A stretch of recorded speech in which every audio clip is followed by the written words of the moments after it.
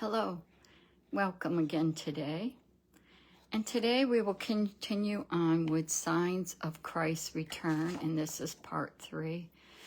And it's pretty long, so I may decide to break it up, but it was interesting to study, but it also was very heartbreaking to think of the things that people have gone through and where life is going to lead to. So I want to start out at being Matthew 24, verse 6. And it says, "And you will hear of wars and rumors of wars. See that you are not troubled, for all these things must come to pass, but the end is not yet." And this is our second warning. Wars and rumors of wars. The first one was deception. In Ellicott's commentary, it says, "The 40 years that intervened between the destruction of Jerusalem were full of all of these in all directions." But we may possibly think of the words as referring especially to wars, actual or threatened, that affected the Jews, such as those under Caligula, Claudius, and Nero. As the years passed on, the watchword, "Be not troubled," must have kept the believers in Christ calm in the midst of agitation. They were not to think that the end was to follow at once upon the wars, which were preparing the way for it. So he was trying to tell them, don't be troubled. These things are going to happen, and they will happen. And as we know, they have happened from almost the beginning. And through our lifetimes, there's been wars and rumors of wars. But God has said to them at that time, he was telling his disciples to not be troubled. Okay, because this is the beginning. Now, we can associate with these wars and rumors of wars, and I studied a few of them, or at least looked up a few of them.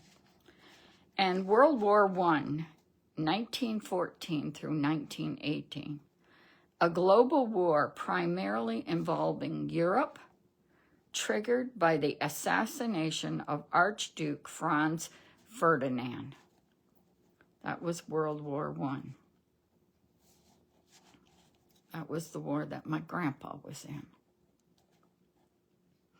World War II from 1939 to 1945. A worldwide conflict involving most of the world's nations, marked by significant events like the Holocaust and the use of atomic bombs. And many of us are familiar with the stories of the Holocaust and the horrible things that those people went through. Quite often, war is about power, money, land, about things that we shouldn't be doing. It's crazy the way it is. And the Holocaust was, these people were affected because they were born Jews. You know, how about the Korean War, 1950 through 1953? My dad was in the Korean War. And it was a conflict between North and South Korea involving UN forces led by the U.S. How about the Vietnam War? Such a horrible war, such a long war. From 1955 to 1975, 20 years. A prolonged conflict between communist North Vietnam and U.S. backed South Vietnam. How about the Gulf War from 1990 to 1991? A coalition led by the U.S. to liberate Kuwait from Iraq occupation. Iraq War, 2003 to 2011. A U.S. led invasion to topple Saddam Hussein, followed by years of insurgency. The Afghanistan War, 2001 and to 2021, and again, another 20-year war, initiated by the U.S. to dismantle Al-Qaeda and remove the Taliban from power.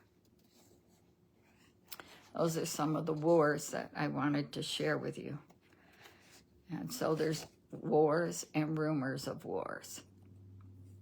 And we know that there's things going on in other countries, great conflict. In Matthew 24:7, it says, "For nation will rise against nation, and kingdom against kingdom, and there will be famines, pestilences, and earthquakes in various places."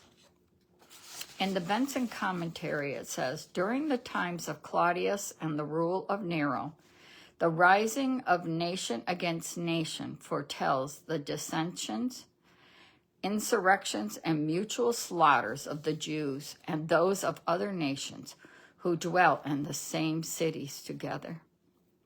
This led to thousands upon thousands of the murder of Jews. At this blow, the whole nation of the Jews was exasperated, and dividing themselves into parties, they burned and plundered the neighboring cities and villages of the Syrians and made an immense slaughter of the people. The Syrians, in revenge, destroyed not a smaller number of Jews, and every city was divided into two armies. At Scythopolis, the inhabitants compelled the Jews who resided among them to fight against their own countrymen. Isn't that what happened during the Civil War here? You know, the North fighting against the South, sometimes brothers against brothers. And after the victory, basically setting up them by night, murdered above 13,000 of them and spoiled their goods. Do we not have the rising up of nation against nation here, even in our own country? There is such division, anger, and killing here in the United States. There has been allowed a great invasion of the illegals to come in, including the cartel. And yet, as we try to remove them, people are rising up and trying to destroy the authorities who are trying to remove them.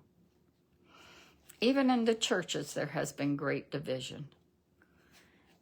And even removal of those who take a stand against the preaching of lies. And there have been invasions in some of the churches and people killed because of their beliefs. This will only get worse as time goes on, because of the great deception of the enemy of our soul. I think I'll continue on with this other part of part 3 tomorrow. Thank you for listening.